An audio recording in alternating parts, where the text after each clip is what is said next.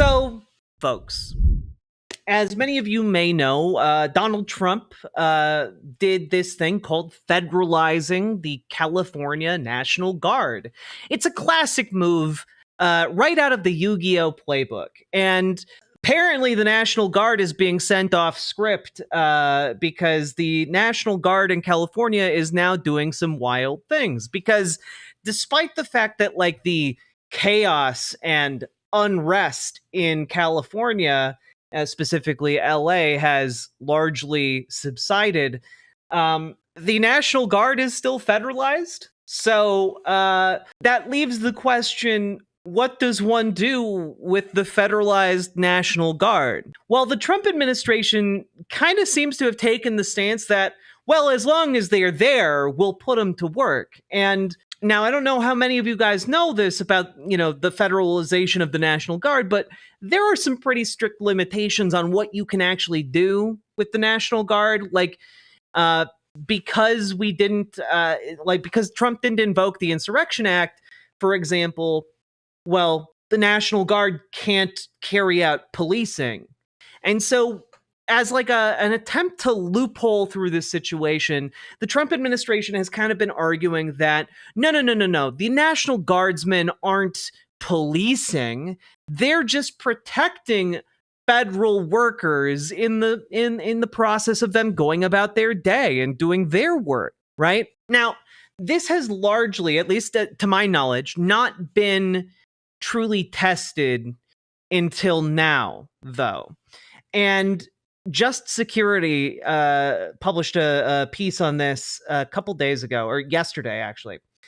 Trump's use of federal troops in drug raid outside of Los Angeles, an alarming escalation.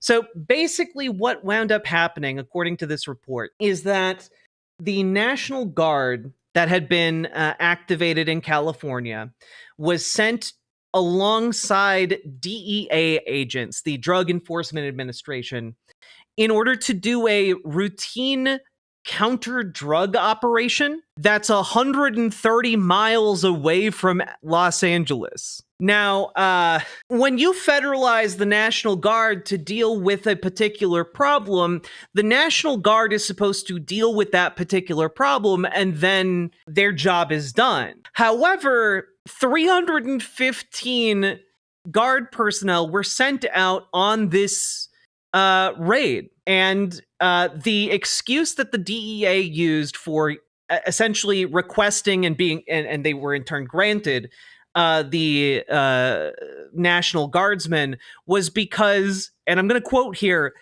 the magnitude and topography of the operation, because basically they wanted to go after an illegal marijuana operation. Like, so not only right, are they sending National Guardsmen to do like a drug bust? They are sending National Guardsmen to do a drug bust on a drug that is legal in California. And the excuse that they're giving is that, well, it was a really big illegal drug bust, drug bust, because it's a non-permitted, I guess, marijuana growing facility, right? And they're saying, well, it's okay for us to use the National Guard to do this because the property is 787 acres, and it was really hot that day, guys. So that's literally the only excuses that are being given. It was really hot, 112 degrees, and there was a lot of acres. Understand that the DEA has people and other agencies that can help already. And those people and other agencies were there. We had like the FBI was out there as well. The IRS was out there. The U.S. Marshals. Hey, do you guys remember conservatives freaking out about IRS agents with like arms being trained in like how to shoot pistols and stuff because they are handguns, because they were like, well, what if they come to collect on Joe Schmo? And it's just like, Joe Schmo isn't going to get collected on with a gun by the IRS. They go on raids, on drug bust raids. But you also had the Bureau of Alcohol, Tobacco, Firearms, Explosives. You had U.S. Marshals. You had ICE there. You had CBP. You had the FBI. Like, why do you need the National Guard there too? Right? And ultimately, the raid resulted in around 70 workers being arrested due to lacking documentation, and also one U.S. citizen arrested. But understand that, like, the danger here is that we're now in the territory of using the military in violation of the Posse Comitatus Act, which is the specific law that prohibits the military from participating in policing actions. It is specifically to stop what just happened here. And yeah, it is definitely for optics because Trump wants to be a tough guy, but like it is very explicitly in violation of law. So I wanted to point at this particular part of the just security piece. Northcom has framed this issue as this use of the Guard as a continuation of the activities authorized by the President's June 7th memorandum. As Northcom stated, the President's June 7th order and Northcom's mission is not constrained by the geography of Southern California. While it is true that the deployment authorization in the memorandum is not limited to Los Angeles, it is limited to locations where protests against federal functions are occurring or are likely to occur based on current threat assessments and planned operations. Northcom made no effort to suggest, and it's frankly implausible, that protests were planned against the drug raid in Coachella Valley. The DEA's statement similarly made no mention of protest activity. The deployment thus appears to be unauthorized even under the presidential memorandum, which is, as they say, a really big deal. That's the technical legal term for it. There is no authority to use the National Guard this way. This is an illegal invocation of the U.S. military on, I mean, by all appearances, I'm not a lawyer, but this appears to be an illegal invocation of the U.S. military to violate the Posse Comitatus Act. Like, given the fact there's literally not even an allegation that there were protests happening against federal action, this is outside of their purview. Now, this part of the Just Security report is interesting as well. The administration would likely argue regarding Posse Comitatus, as it has in litigation challenging the Los Angeles deployment, that the Posse Comitatus Act is simply inapplicable when federal forces are deployed to protect federal property and functions. Although this is a long-standing executive branch theory, there is no colorable basis for it. Courts have held that the Posse Comitatus Act is triggered when civilians are subjected to military power that is regulatory, prescriptive, or compulsory in nature. This test does not rely on the purpose of the deployment, and even if the purpose were dispositive, it would be legal sophistry to assert that protecting the federal function of conducting drug raids, in other words, protecting law enforcement activities, is not a law enforcement purpose. Which, yeah, basically what they're trying to argue in the courts right now is that, oh, well, if a fully armed and, like, deployed soldier shows up at your door and there's a police officer next to them, like, that doesn't count because the soldier's there to protect the police officer. That doesn't count as the police, as the military operating as a police officer. That's not how this works.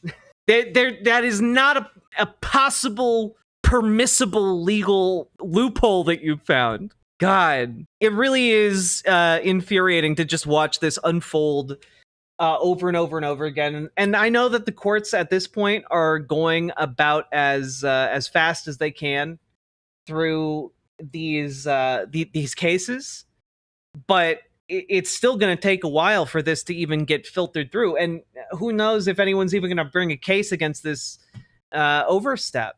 But like, if we were, let me put it this way, guys, this is an underreported story that is basically just the tiniest blip on like the nation's news radar, right? Like, this happened yesterday. I've been like going over the news for hours today to make this stream possible, to, you know, do the thing, right? And I have not seen anyone else talk about this. I haven't seen anyone else talk about this. It's been like places I have barely heard of. Like, I don't know what Task and Purpose is, but this is one of the outlets that originally broke the story. And I believe CBS got to it first. But like, Kyle Kulinski also talked about it. That's good. That's great. because it's like a small blip, but I really want to emphasize this. If this happened underneath a Democratic president, let's say this happened under Obama, there would be a bipartisan effort at impeachment. You know, this would be like something that Congress would act upon as a possible impeachable offense. And it's not even that we would never hear the end of it. It's that there would be like actual repercussions for, you know, people up and down the food chain, right? Up and down the command chain. People would be getting fired, losing jobs.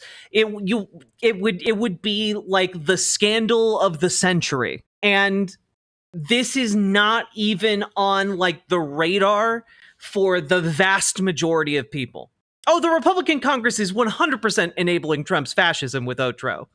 100%. They approve of it, you know? In a lot of their political calculations, they're thinking to themselves, well, if we just let him get away with whatever he wants, as we like quietly go about the job of like, you know, handing this giant paycheck to all of our donors in the form of these tax cuts, you know, he'll take all the heat and no one will remember our role in this. They're basically using him as a giant distraction in order to finish robbing the bank. They all think, again, a lot of the people in Congress think of all of this as a game. They don't think it's real, you know, and that goes for Democrats and Republicans.